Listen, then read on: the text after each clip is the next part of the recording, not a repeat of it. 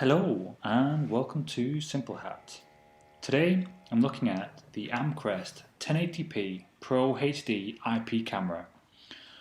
The ProHD is a Wi-Fi IP camera. It has a ton of features, so let's get started. We'll start with having a look at what you get in the box. The box is packed. You get the camera, instructions in multiple languages, installation DVD, Ethernet cable, power adapter and mount. Setup for the camera is a doddle, and it just involves attaching it to your network.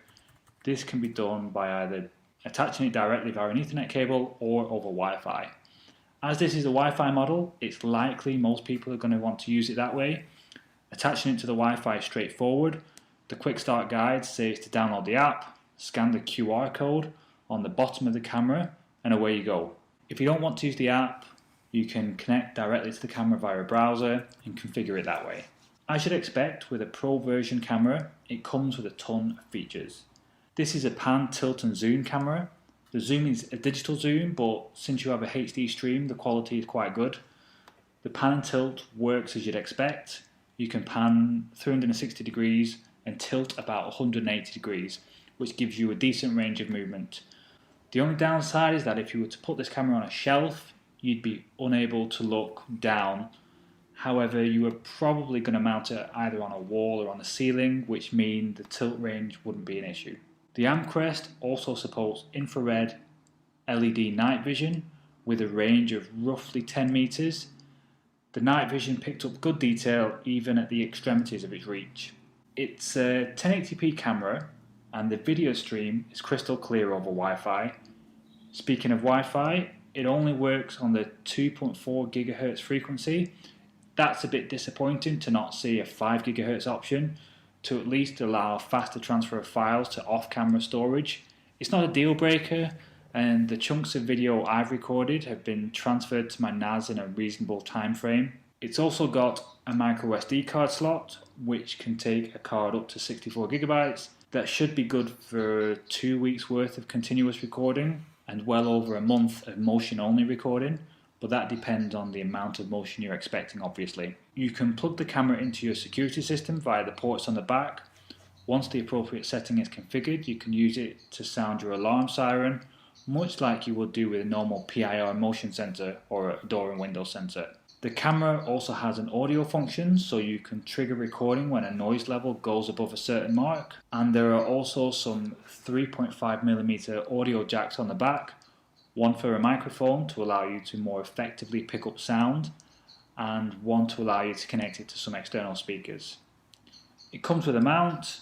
The mount allows you to securely install the camera in a spot out of the way. You've got two options as far as colours, black and white. Okay, so that's the hardware side. Let's take a quick look at the software. The movement of the camera can be done using these controls. They're all pretty self-explanatory.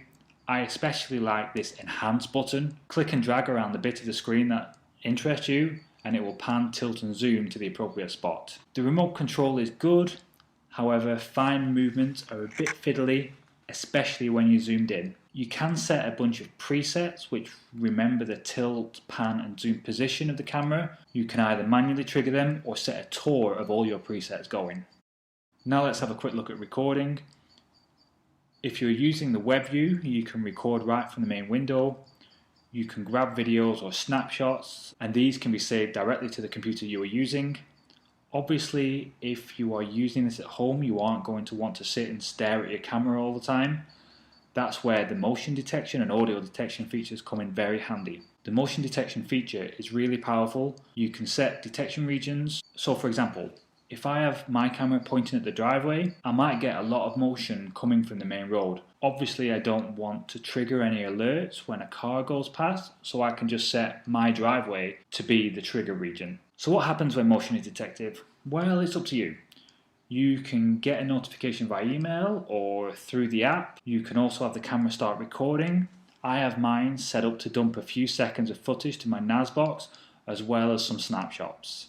That's all done via FTP, but you could upload directly to the NAS or maybe to Amcrest's Cloud service, or record locally if you have a MicroSD card fitted. All those settings are easy to change and update, Amcrest also has some great tutorial videos showing you how to set up various functions. There are loads of video recording options, more than I can go into here. Finally, let's look at the general video and night vision options. The settings which govern the video image are extensive. You get lots and lots of image controls and can tweak them to your heart's content. Night vision quality, like I've already said, is really good. You can see a lot of detail even at the extremities of the infrared lights. But what about the price? Well, at the moment it's £100 on Amazon in the UK and $110 on Amazon in the US. Links are in the description below. So, final thoughts time. It's a cracking camera. You get a ton of features and a ton of flexibility, full HD with plenty of recording and motion detection options.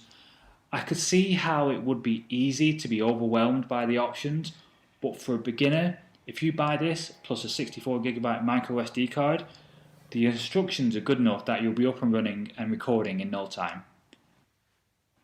And that's it.